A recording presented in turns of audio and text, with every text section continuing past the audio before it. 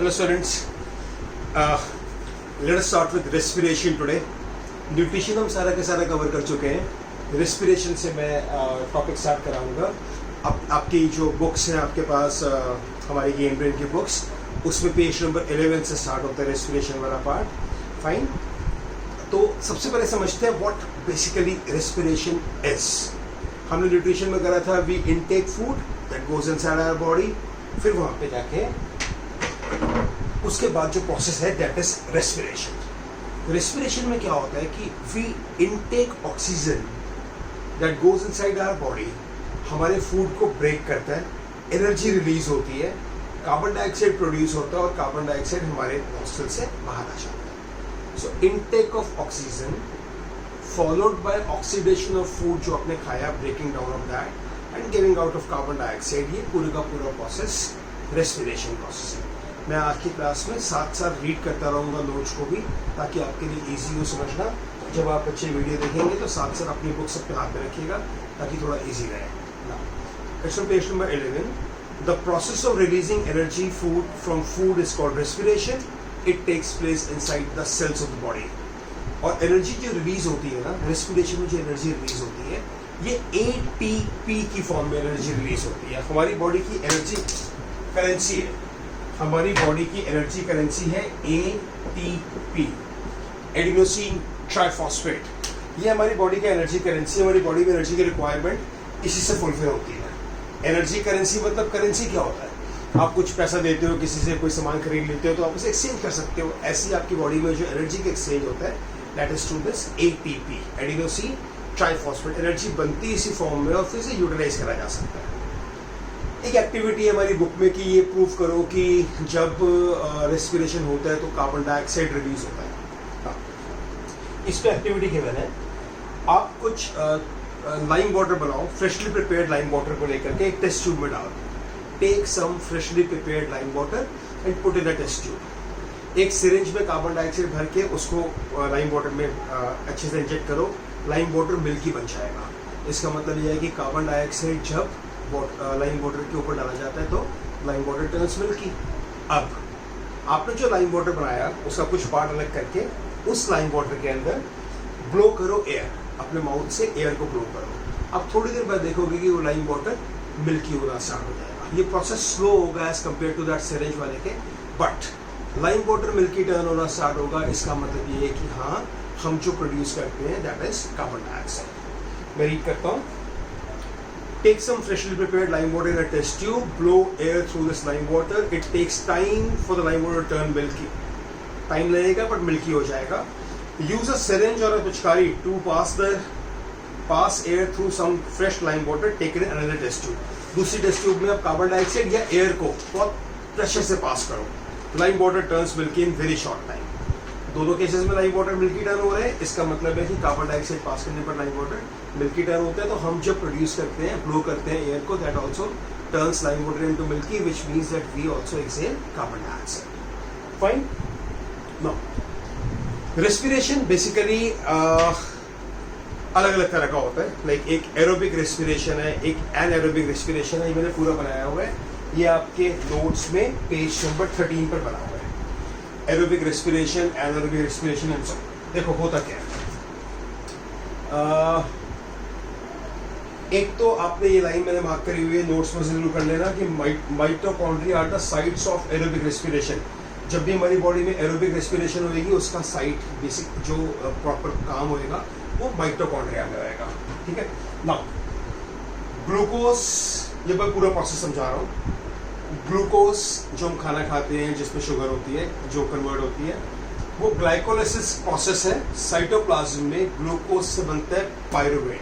ये एक इंटरमीडिएट है एनर्जी के लिए. ग्लूकोज से साइटोप्लाज्म में बनता है पायरुवेट, जिस प्रोसेस को बोलते हैं ग्लाइकोलाइसिस. अब पायरुवेट के बाद तीन तरह की चीजें हैं. अगर प्रॉपर ऑक्सीजन होएगा, अगर प्रॉपर इनटेक ऑफ ऑक्सीजन है तो पायरुवेट प्रेजेंस ऑफ ऑक्सीजन में देगा carbon dioxide, water and 38 ATP. Energy currency ATP. 38 ATP molecules produce होंगे. I repeat, glucose glycolysis process से साइटोप्लाज्म में पायरुवेट बनाएगा. ग्लूकोज ग्लाइकोलाइसिस प्रोसेस से पायरुवेट बनाएगा साइटोप्लाज्म में। फिर अगर ऑक्सीजन अच्छा है, गुड अमाउंट ऑफ ऑक्सीजन है, तो वो कार्बन डाइऑक्साइड, वाटर और एनर्जी प्रोड्यूस करेगा। सपोज करो कार्बन डाइऑक्साइड कम है, लैक ऑफ ऑक्सीजन है, उस केस पे वो लैक्टिक एसिड बनाते हैं और एनर्जी प्रोड्यूस करता है। लैक ऑफ ऑक्सीजन कैसे होती है? आपने जनरली सुना होगा, ये देखा होगा, लोगों को क्रैम्प्स पड़ जाते हैं।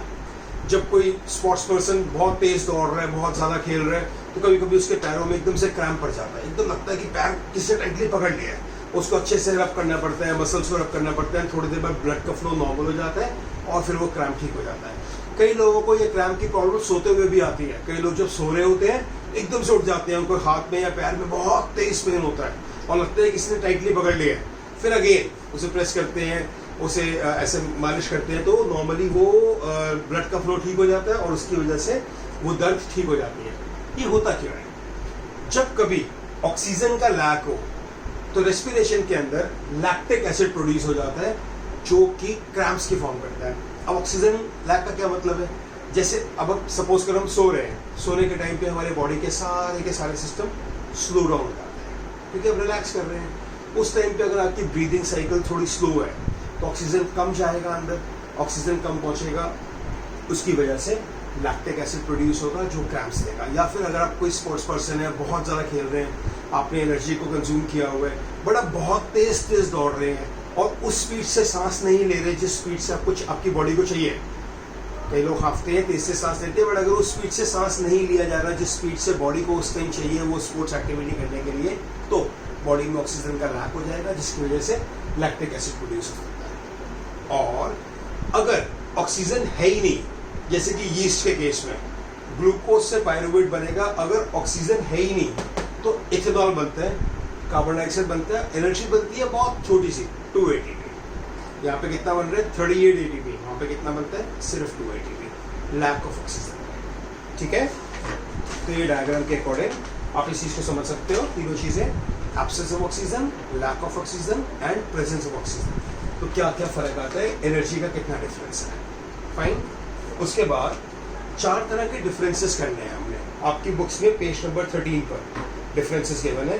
पहला डिफरेंस है ब्रीदिंग एंड रेस्पिरेशन में। ब्रीदिंग एंड रेस्पिरेशन सबसे सिंपल डिफरेंस। ब्रीदिंग एक फिजिकल प्रोसेस है, you intake oxygen, give out carbon dioxide, जबकि रेस्पिरेशन एक बायोकेमिकल प्रोसेस है। बायोकेमिकल मतलब बायो मीन्स लिविंग, केमिकल। आपकी बॉडी में केमिकल रिएक्शंस होते हैं, एनर्जी जाती है, ब्रेक डाउन करती है फूड को, तो ये काम कौन करते हैं? एंजाइम्स, जो कि बायोकैटलिस्ट है, जो कि आपकी बॉडी में लिविंग है, इसलिए इसको बोलते हैं biochemical reaction. First difference, breathing is a physical process, respiration is a biochemical process. Breathing basically है क्या? It is intake of oxygen and release of carbon dioxide. Intake of oxygen and release of carbon dioxide, whereas respiration is intake of oxygen followed by oxidation of food which releases carbon dioxide, water vapors। मतलब oxygen को inhale किया, food को break किया, carbon dioxide produce करा। ठीक है, breathing में कोई एनर्जी रिलीज नहीं होती, जबकि रेस्पिरेशन में एनर्जी रिलीज होती है। ब्रीदिंग में मेन ऑर्गन्स है lungs in mammals, gills in fishes. अभी हम पढ़ेंगे इस टॉपिक को आगे। और respiration it takes place inside the mitochondria. Respiration आपकी बॉडी में माइटोकॉन्ड्रिया को बोलते हैं। आपको याद होगा 9th में आपने करा था, माइटोकॉन्ड्रिया को हम पावर हाउस ऑफ सेल बोलते हैं, क्योंकि एनर्जी जो पावर चाहिए बॉडी को वो माइटोकॉन्ड्रिया से मिलती है। फाइन। उसके बाद सेकंड डिफरेंस हमारी बुक्स में है aerobic respiration and anaerobic respiration. Aerobic respiration मतलब एयर, एरोबिक एयर, एयर की प्रेजेंस में जो होता है उसको हम बोलते हैं एरोबिक रेस्पिरेशन। और एनएरोबिक रेस्पिरेशन होता है which takes place in absence of oxygen या फिर लैक ऑफ ऑक्सीजन, जब बहुत कम ऑक्सीजन हो। एरोबिक रेस्पिरेशन में कंप्लीट ब्रेकडाउन होता है फूड का, प्रॉपर्ली फूड ब्रेकडाउन होता है, कार्बन डाइऑक्साइड, वाटर मॉलिक्यूल्स और एटीपी मिलता है। जबकि एनारोबिक रेस्पिरेशन में पार्शियल ब्रेकडाउन होता है, पूरी तरह से नहीं हो पाता। एरोबिक रेस्पिरेशन में एंड प्रोडक्ट्स हैं carbon dioxide, water, energy. Anaerobic respiration में एंड प्रोडक्ट्स है लैक्टिक एसिड, एनर्जी अगर लैक ऑफ ऑक्सीजन है, या फिर इथेनॉल एंड कार्बन डाइऑक्साइड अगर ऑक्सीजन बिल्कुल भी नहीं है। तो एरोबिक रेस्पिरेशन में ठीक ठाक एनर्जी मिलती है 38 ATP, जबकि एनारोबिक रेस्पिरेशन में एनर्जी बहुत कम मिलती है, ओनली 2 ATP। फाइन। फिर आप अपने बुक्स में पेज नंबर 14 पर आ जाओ। यहाँ पे दो डिफरेंसेस और गिवन है। एक डिफरेंस गिवन है रेस्पिरेशन एंड कंबशन का। पहला मैं ये डिस्कस करता हूँ रेस्पिरेशन एंड कंबशन में क्या डिफरेंस है। रेस्पिरेशन एक स्लो प्रोसेस है। आपने खाना खाया, ऑक्सीजन दिया, प्रोड्यूस हुआ, जाके ब्रेक डाउन हुआ, एनर्जी रिलीज हुई, लंबा काम है, चलता रहेगा। जबकि कंबशन मतलब किसी चीज को जलाना, कागज को जलाना या किसी चीज को जलाना, that is combustion. Fast process है, बहुत जल्दी होता है। Respiration takes place at body temperature, हमारी बॉडी के टेम्परेचर पे रेस्पिरेशन होता है, जबकि combustion takes place at ignition temperature of fuel. Ignition temperature मतलब the temperature at which an object catches fire. हर एक का इग्निशन टेम्परेचर अलग अलग होता है।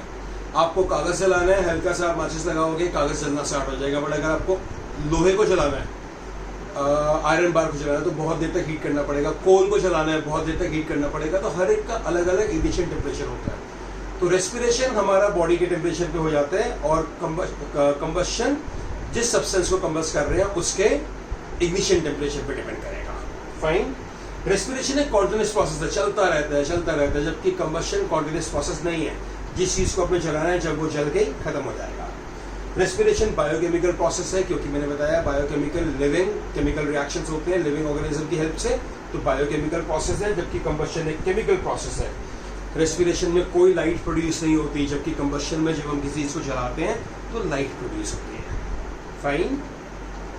नेक्स्ट डिफरेंस है रेस्पिरेशन एंड फोटोसिंथेसिस। ये बहुत इंपॉर्टेंट है, रेस्पिरेशन एंड फोटोसिंथेसिस। रेस्पिरेशन एक कॉन्टिन्यूस प्रोसेस है, पहला डिफरेंस, जबकि फोटोसिंथेसिस सिर्फ सनलाइट की प्रेजेंस में होता है। Respiration it takes place in plants and animals, whereas photosynthesis takes place only in plants. Respiration में oxygen is taken in and carbon dioxide is given out, whereas photosynthesis में reverse, carbon dioxide is taken in and oxygen is released. Respiration और photosynthesis में main difference, respiration में energy is release, energy produce होती है, exothermic reaction है। Chemistry में करा था एक्सो एंडो। रेस्पिरेशन एक एक्सोथर्मिक रिएक्शन है, एनर्जी प्रोड्यूस करता है, जबकि फोटोसिंथेसिस एनर्जी कंज्यूम करता है, इसलिए वो एक एंडोथर्मिक रिएक्शन है। फाइन। सो ये डिफरेंसेस थे, चारों डिफरेंसेस। इसके बाद रेस्पिरेशन को हम 3 पार्ट्स पे डिवाइड कर सकते हैं। पहला रेस्पिरेशन इन प्लांट्स, दूसरा रेस्पिरेशन इन एनिमल्स, और एनिमल्स में एक पार्ट आएगा ह्यूमन बींग्स। पहले मैं आपके साथ स्टार्ट कर रहा हूं रेस्पिरेशन इन प्लांट्स।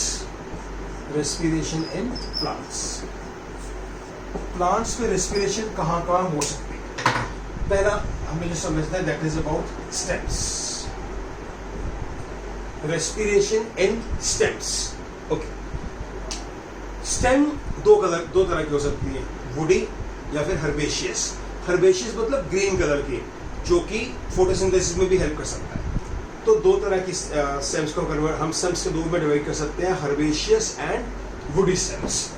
तो अगर तो woody stem, woody and herbaceous.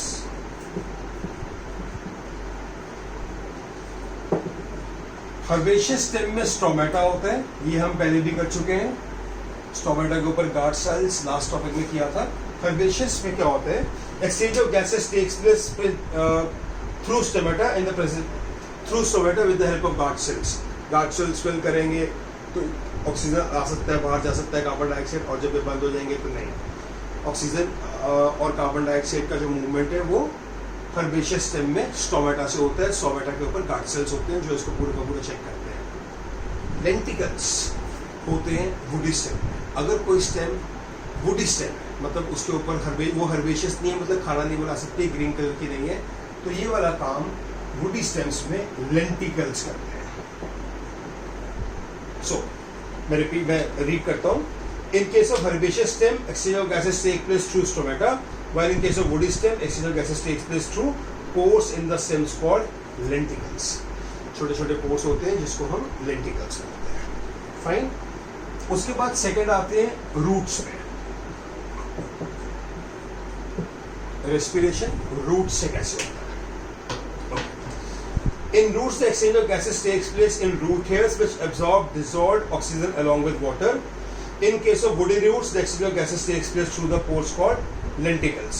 Lenticels की हेल्प से ये क्या करते हैं, डिसॉल्व, जो पानी के अंदर डिसॉल्व ऑक्सीजन है उसको एब्जॉर्ब कर लेते हैं और फिर ऊपर प्लांट के पास चला जाता है। The extension of epidermal cell of root are called root hair. जो रूट के धागे धागे निकले होते हैं एक तरह से, उनको हम रूट हेयर बोलते हैं। Oxygen diffusion into root hair and reaches all other cells in the root for respiration. Carbon dioxide produced in cells in the root during respiration moves out through the same root. Roots के अंदर gas को आना है और root से बाहर gas को निकलना भी है। तो जो रूट के हेयर है वहाँ पे ये प्रोसेस होता है और ये प्रोसेस डिफ्यूजन से होता है। डिफ्यूजन याद है लास्ट ईयर किया था, हायर कंसंट्रेशन से लोअर कंसंट्रेशन में जब कोई चीज़ होती है तो हम इसको डिफ्यूजन बोलते हैं। फाइन, हायर कंसंट्रेशन से मूव करना लोअर कंसंट्रेशन का। अब सपोज करो रूट के हेयर है, आसपास ऑक्सीजन ज़्यादा है, कार्बन डाइऑक्साइड ज़्यादा है, कोई भी चीज़ ज़्यादा है, तो रूट हेयर उसको एब्जॉर्ब कर लेंगे डिफ्यूजन से, और जब रूट हेयर के अंदर वो चीज़ ज़्यादा हो जाएगी तो वो रिलीज कर देंगे आसपास में। मैं रिपीट करता हूँ, oxygen diffusion into root hair and reaches all other cells of root for respiration. Carbon dioxide produced in cells of root during respiration moves out through the same root hair. ठीक है, अब कभी कभी अगर plants को पानी में रखा जाए, बहुत सारा पानी हो और वो वाटर लॉक्ड हो जाए, वाटर लॉक्ड मतलब उनके रूट्स वगैरह उनका कुछ हिस्सा पानी में दबा रहे हैं, जैसे फ्लड्स वगैरह के केस में होता है, जब स्टैंडिंग वाटर हो जाता है बहुत सारा तब, तो क्या होता है जो एयर का ऑक्सीजन है वो तो जा ही नहीं पाएगा, क्योंकि अगर ये मान लो प्लांट है सपोज ये ज़मीन और यहाँ तक अगर पानी है तो ये वाला प्रोसेस तो रुक गया, यहाँ तक तो एयर के जिन्हें जो भी गैसेस है नहीं पहुँच पाएंगी। तो स्लोली एंड स्लोली प्लांट्स का ये प्रोसेस स्लो होता चला जाता है और एक टाइम पे आके दे डाई। मैं रीड करता हूँ, plants die if the roots remain waterlogged because too much water expels all the air between the soil particles। बहुत सारा पानी होगा तो जितना भी छोटी छोटी जगह होती है सॉइल पार्टिकल में भर जाएगी, एयर तो बचेगी नहीं वहाँ पे। Due to this oxygen is not available for the roots of aerobic respiration. Under this condition the roots will respire anaerobically. जो ऑक्सीजन नहीं बचेगा तो एनारोबिकली रेस्पायर करेंगे, जिससे मैंने बताया था एथेनॉल बनता है, alcohol and there die. Oxygen from air diffusion stem horizontal through stomata and reaches. Fine, ये पूरा क्लियर हो गया कि स्टेम से कैसे होएगा और ये था रूट से कैसे होगा। अब एक और जगह है जहां से प्लांट्स रेस्पायर करते हैं, that is stem, sorry that is leaves. Again same process है, स्टोमेटा होगा, स्टोमेटा के बाद गार्ड सेल्स होंगे और वो पूरे का पूरा इस प्रोसेस को देखेंगे। मैं रीड करता हूँ, leaves of plants have tiny pores called stomata. Exchange of respiration gases in leaves take place by the process of diffusion. Again diffusion. Oxygen from the air diffuses into the leaf. The carbon dioxide produced during respiration diffuses out from the leaf. और जो net exchange होता है gases का वो इसी तरह से होता है। देखो इसमें क्या होगा, डे टाइम में क्या होगा और नाइट में क्या होगा।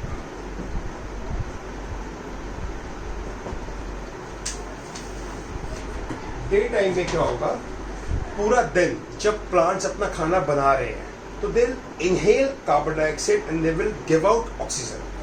सो carbon dioxide goes in and oxygen goes out. इसको लिखते हैं oxygen diffuses out, carbon dioxide goes in. रात के टाइम में जब प्लांट्स फोटोसिंथेसिस नहीं करते हैं, ये प्रोसेस उल्टा हो जाता है। क्या हो जाता है, carbon dioxide is released and oxygen is taken. Carbon dioxide diffuses out and oxygen is taken. तभी तो बोलते हैं प्लांट्स के पास रात को नहीं जाना चाहिए, पेड़ों के नीचे रात को नहीं बैठना चाहिए। क्यों? क्योंकि वो कार्बन डाइऑक्साइड रिलीज कर रहे होते हैं। हमें सिखाते हैं या पहले से सिखाते थे कि भूत होता है, ये प्रॉब्लम हो जाएगी, आप पेड़ के नीचे बैठोगे कोई आके चिमड़ जाएगा, आपको चिपक जाएगा। That is not like that. वो समझाने का तरीका था। जनरली क्या होता है, प्लांट्स ट्रीज रात को दे give out carbon dioxide which is not required by us, और दिन में क्या होता है, दे गिव आउट ऑक्सीजन जो हमें जरूरत होती है। ठीक है, so this was all about plants. Plants में तीन तरह की चीजें, stems, roots and leaves. Stems में हर्बेशियस स्टेम और वुडी स्टेम। हर्बेशियस स्टेम में स्टोमेटा, वुडी स्टेम में लेंटिकल्स।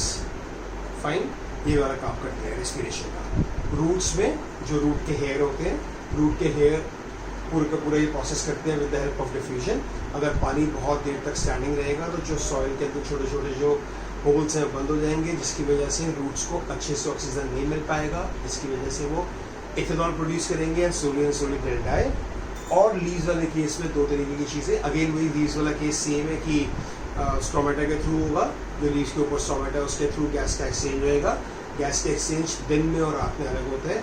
पूरा दिन जब प्लांट्स अपना खाना बना रहे होते हैं तो उस time they intake carbon dioxide, they give out oxygen, whereas at the time of night उल्टा हो जाता है, they intake oxygen and then they give out carbon dioxide. Fine, so this was all about respiration in animal plants.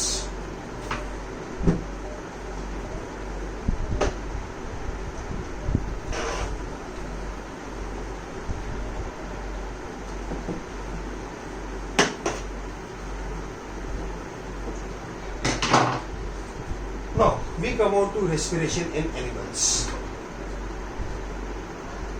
Respiration in animals में हमें amoeba के बारे में पढ़ना है, फिर इंसेक्ट, फिश, अर्थवॉर्म, 3-4 चीजों के बारे में पढ़ना है एनिमल्स में रेस्पिरेशन, और फिर हम पढ़ेंगे ह्यूमन बींग्स के बारे में। पहला amoeba.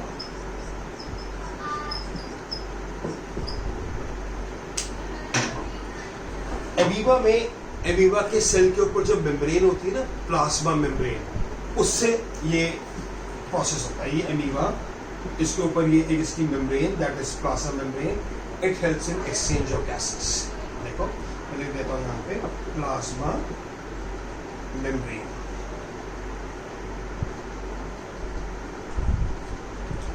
In amoeba the exchange of gases takes place by diffusion through the plasma membrane. Plasma membrane में किससे? Diffusion process. Oxygen enters the cell body through plasma membrane, while carbon dioxide, water vapor are released. Oxygen जाता है cell membrane से plant की amoeba की body में, और carbon dioxide release होता है। Fine, come on to page number 16. Page number 16, this is about insects. Insects में क्या होता है? इंसेक्ट्स में एक सिस्टम होता है ट्रैकियल सिस्टम। देखो, the body of insect consists of air tubes called trachea distributed throughout the body, which by the help of tracheal system. इनकी बॉडी में एक ट्रैकियल सिस्टम होता है, ट्रैकियल सिस्टम,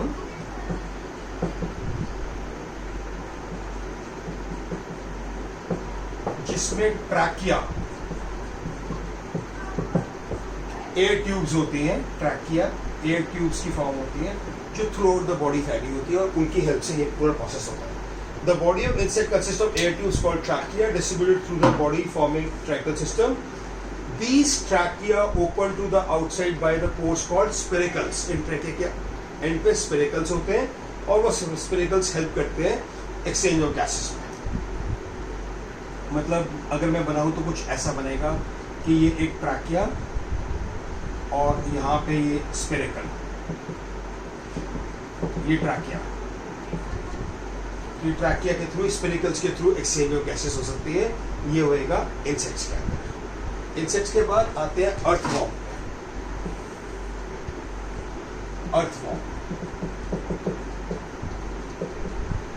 अर्थवॉर्म में ये वाला काम करता है moist skin.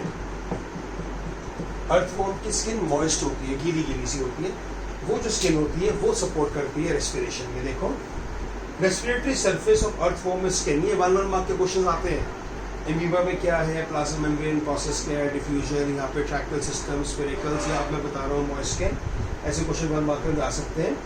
The earthworm absorbs the oxygen needed for respiration through the moist skin, and the oxygen is then transported to all the body, all the cells of the earthworm. The carbon dioxide produced in respiration is expelled from the body by the earthworm through its skin. Oxygen skin से अंदर जाएगा, पूरी body में फैल जाएगा, और पूरी body से कार्बन डाइऑक्साइड है वो भी स्किन के थ्रू बाहर आ जाएगा। जस्ट लाइक अर्थवॉर्म लीचेस भी सेम इसी प्रोसेस से करते हैं। LEECHES, लीचेस भी सेम प्रोसेस है, दैट इज मॉइस्ट स्किन की हेल्प से ये वाला काम करते हैं। फाइन, फिर आते हैं फिशेस में। फिशेस में गिल्स होते हैं जो उनको सांस लेने में, ऑक्सीजन इनटेक करने में, कार्बन डाइऑक्साइड एक्सहेल करने में हेल्प करते हैं। देखो, the fish has special, I am page number 16 of your books. The fish has special organs for breathing called gills. The gills are covered by gill covers. Gills के ऊपर cover होता है, gill cover बोलते हैं उसको. When water passes over the gills extract dissolved oxygen from this water. ये gills हैं, जब पानी जा रहा होगा यहाँ से तो ये उसमें से ऑक्सीजन को एब्जॉर्ब कर लेंगे. फाइन, अंदर पूरा प्रोसेस होएगा, कार्बन डाइऑक्साइड प्रोड्यूस होगी, फिर कार्बन डाइऑक्साइड गिल्स तक आएगा और जो पानी जा रहा होगा ये गिल्स कार्बन डाइऑक्साइड को उस पानी में डाल देंगे. देखो, when water passes over the gills extract dissolved oxygen from the water. The water then goes into through gill slits. The extracted oxygen is absorbed by the blood and carried to all the parts of the fish. The carbon dioxide produced by respiration is brought back by surrounding water.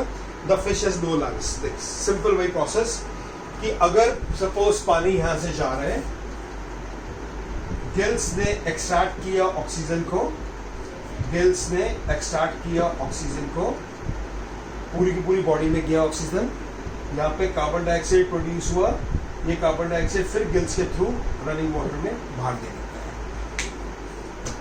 जैसे we inhale oxygen from the air and then we give out carbon dioxide again back in the air. इसी तरह fishes, nostrils नहीं होते हमारी तरह, fishes में क्या होता है, they intake oxygen with the help of gills, goes inside the body, oxygen goes inside the body, breaks down the food, carbon dioxide is produced, carbon dioxide again comes back to the gills और फिर running water में gills से help से carbon dioxide बाहर चली जाती है. Okay, अब बोर्ड में क्वेश्चन आया कि जो टेरेस्ट्रियल ऑर्गेनिजम्स हैं, जैसे हम लोग हैं, डॉग्स हैं, कैट्स हैं, इनका जो ब्रीदिंग जो रेट है वो कम है as compare to aquatic animals का. एक्वेटिक एनिमल्स बहुत जल्दी ब्रीथ करते हैं, बहुत जल्दी. आप ध्यान से देखना, अगर एक्वेरियम में फिशेस देखो या कहीं भाग के देखो तो फास्ट ब्रीथ कर रहे होते हैं. ऐसा क्यों? ऐसा इसलिए होता है क्योंकि एयर में ऑक्सीजन की क्वांटिटी ज़्यादा है तो हम आराम से ऑक्सीजन इनहेल कर सकते हैं. बट वाटर में जो डिजॉल्व ऑक्सीजन होता है उसकी क्वांटिटी थोड़ी कम होती है, तो फिशेस को बार करना पड़ता है ताकि ऑक्सीजन को ईजिली वो इनहेल कर सकें. ये बोर्ड क्वेश्चन है, इसका answer since the amount of dissolved oxygen is fairly low as compared to the amount of oxygen in the air, therefore the rate of breathing in aquatic organisms is much faster than in terrestrial organisms. Terrestrial organism के comparison में वो काफ़ी ज़्यादा fast होता है. Fine, तो एक छोटा सा वीडियो सेशन था बच्चे रेस्पिरेशन का. मैं अभी थोड़ी देर बाद एक और वीडियो सेशन सेंड करूँगा जिसमें हम ह्यूमन बींग्स के रेस्पिरेशन के बारे में डिस्कस करेंगे. Fine, thank you.